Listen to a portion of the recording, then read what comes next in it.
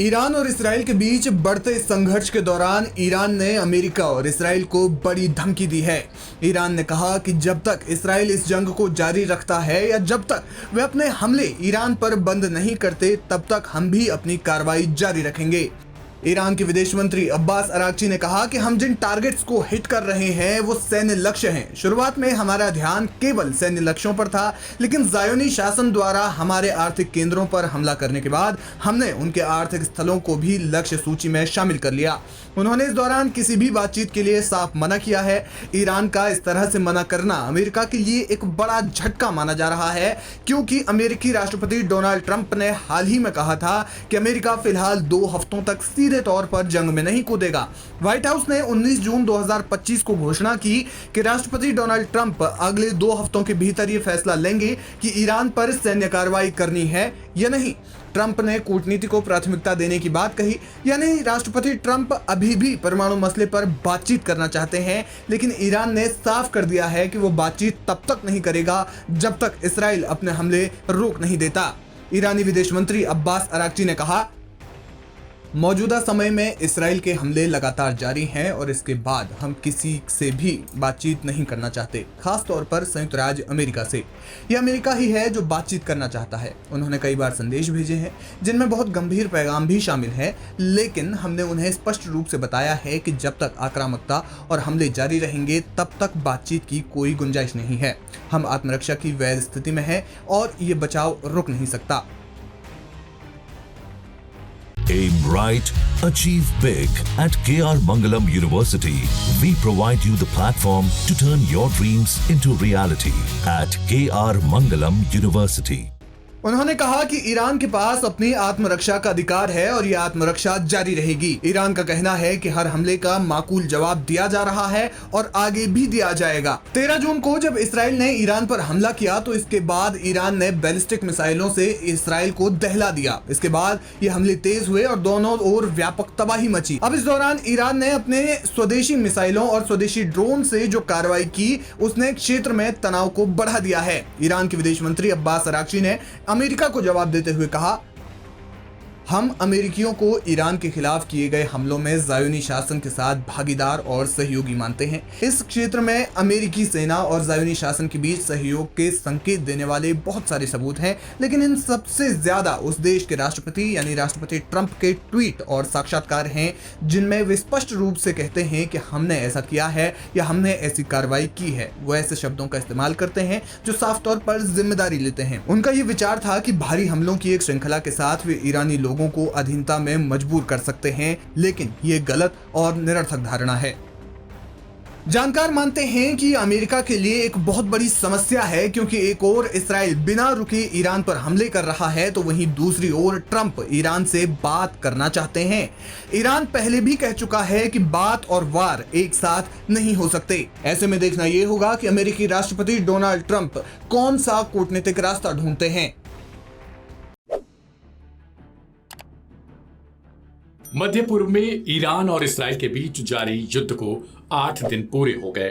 13 जून से इसराइल ने ईरान पर बड़े पैमाने पर एयर स्ट्राइक शुरू किए। इस हमले में इसराइली फाइटर जेट्स ने ईरान के परमाणु ठिकानों, सैन्य प्रतिष्ठानों और यहां तक कि वरिष्ठ वैज्ञानिकों और अधिकारियों को भी निशाना बनाया। लेकिन अब इस युद्ध को लेकर एक बड़ा खुलासा हुआ है, जिसने पूरे युद्ध के नैरेटिव को बदल कर रख दिया। ईरान की रिवॉल्यूशनरी गार्ड्स के वरिष्ठ कमांडर और एक्सपीडियंसी काउंसिल के सदस्य मोहसिन रेजाई ने दावा किया है कि इस्राएली हमलों से पहले ही ईरान ने अपने संवेदनशील परमाणु ठिकानों को खाली कर दिया था। उन्होंने कहा कि जिन जगहों पर बमबारी की गई वहां पहले ही सभी महत्वपूर्ण संसाधन और सामरिक सामग्री सुरक्षित स्थानों पर स्थानांतरित कर दी गई थी। रेजाई ने एक इंटरव्यू में बताया कि नतांज, इस्फहान, खांडाब और अराक जैसे प्रमुख परमाणु स्थलों को हमले से पहले ही खाली कर दिया गया था।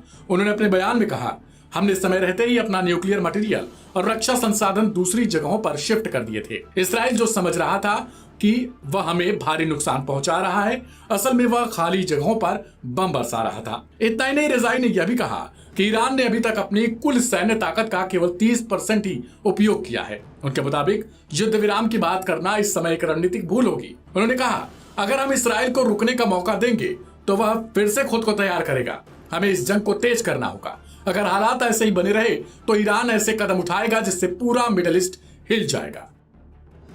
वहीं युद्ध के दौरान दोनों तरफ से भारी जान माल का नुकसान हुआ है। इस्राएली अधिकारियों का कहना है कि ईरानी मिसाइल हमलों में अब तक 25 नागरिकों की मौत हुई और सैकड़ों घायल हुए। दूसरी ओर ईरानी मीडिया के मुताबिक इस्राएली हवाई हमलों में अब तक 639 लोग से ज्यादा मारे गए और 1300 से ज्यादा घायल हो गए। ईरान और इस्राएल के बीच यह संघर्ष अब केवल सैन्य कार्रवाई तक सीमित नहीं रही। Aim right, achieve big. At KR Mangalam University, we provide you the platform to turn your dreams into reality. At KR Mangalam University. यह एक रणनीतिक और मनोवैज्ञानिक युद्ध का रूप भी ले चुका है।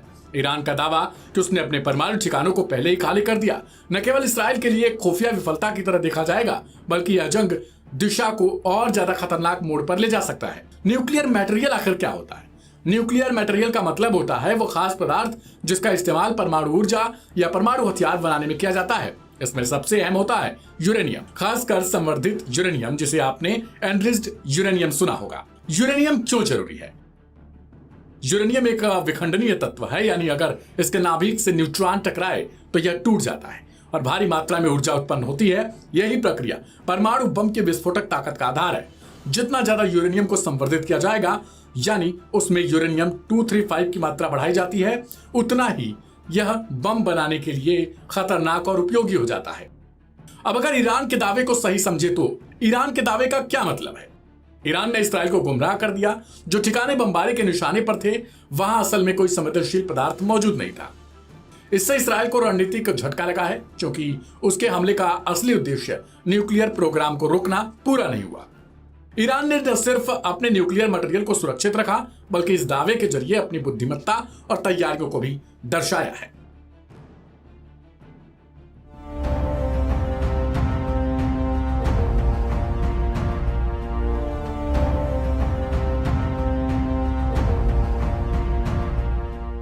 ईरान और इजराइल के बीच चल रही जंग से दोनों ही देशों में भयंकर तबाही मच रही है। जहां एक तरफ इजराइल ने ईरान के मुख्य केंद्रों को उड़ा दिया है, तो वहीं ईरान ने भी इजराइल की कई मुख्य इमारतों को निशाना बनाया है। बल्कि ईरान ने तो गुरुवार को इजराइल के एक बड़े अस्पताल पर मिसाइल दाग दी, जिसमें 25 से ज्यादा लोगों की मौत की खबर सामने आई। इन दोनों देशों के बीच चल रही जंग को शांत करवाने के लिए तमाम देश आगे भी आए हैं ताकि इस जंग को रोका जा सके। लेकिन आपको बता दें, इस मुद्दे पर अब दुनिया दो फाड़ होती नजर आ रही है।